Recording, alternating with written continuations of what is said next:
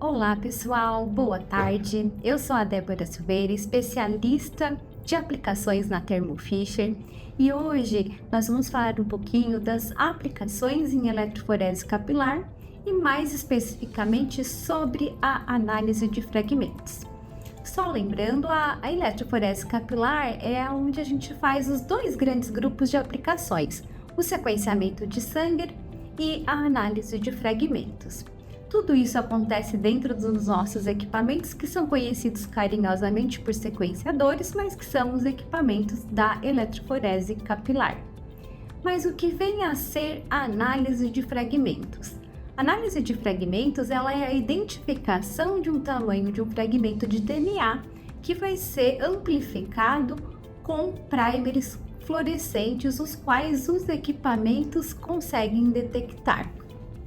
E dentro da análise de fragmentos, para entender o que é o conceito, é como se fosse uma PCR convencional, aquela que a gente amplificava e corria no gel de agarose, só que a gente vai fazer essa mesma amplificação usando um primer com fluorescência.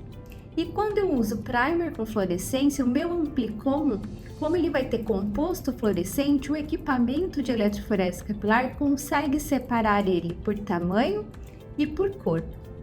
E com isso, a gente ganha a possibilidade de diferenciar um alvo, um fragmento, com a diferença de até um par de base, coisa que seria impossível de ser detectada na PCR convencional, no gel de agarose e no gel de poliacrilamida.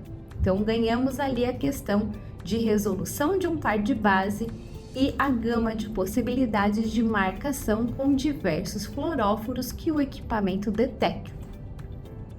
E na etapa, o fluxo de trabalho da análise de fragmentos é um fluxo muito curtinho, mais fácil ainda do que fazer sequenciamento de sangue, porque vai envolver então uma extração do DNA, do RNA, uma PCR, a reação de PCR ali com ataque polimerase, um master mix e com os primers marcados com a fluorescência.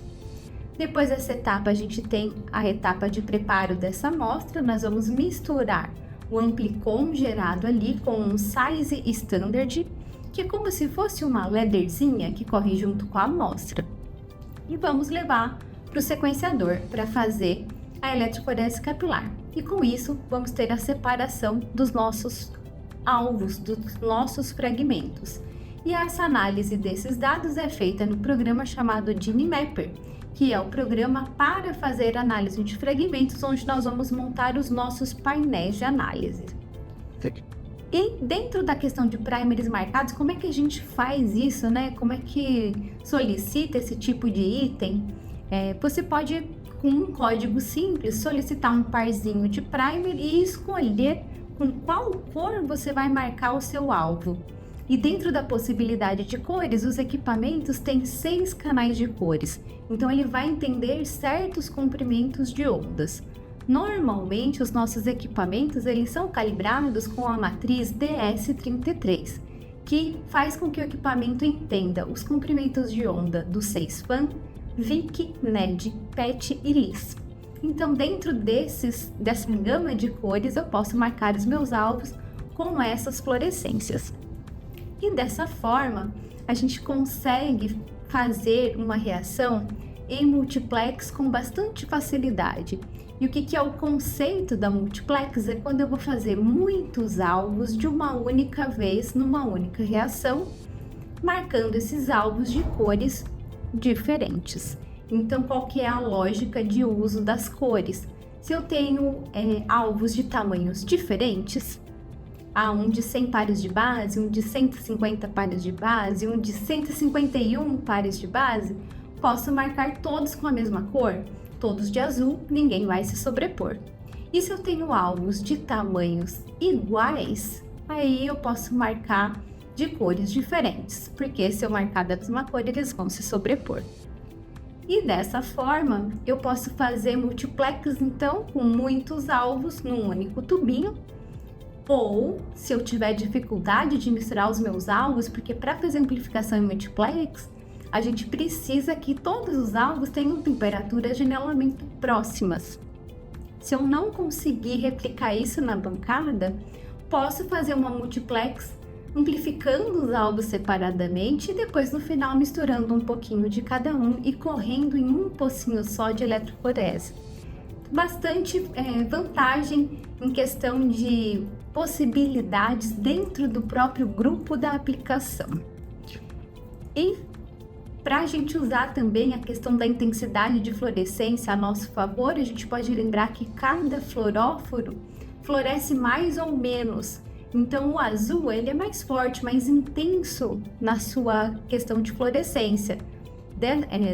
Com ele a gente pode então pegar um alvo que seja muito fraquinho, difícil de amplificar e estrategicamente marcar com o fluoróforo que floresce mais. E da mesma forma, se eu tenho um alvo que ele é muito forte, facinho de amplificar, posso usar um fluoróforo que floresce menos, como a gama de amarelos e vermelhos. E por que a gente ama a análise de fragmentos? Porque ela nos traz a questão de resolução de um par de base, ela abre possibilidades de fazer multiplex e pela intensidade de fluorescência de cada pico que acontece ali, da reação, eu consigo ainda assim fazer uma quantificação. Ele permite quantificação relativa da intensidade da fluorescência. E quais são as principais aplicações que são feitas com essa abordagem?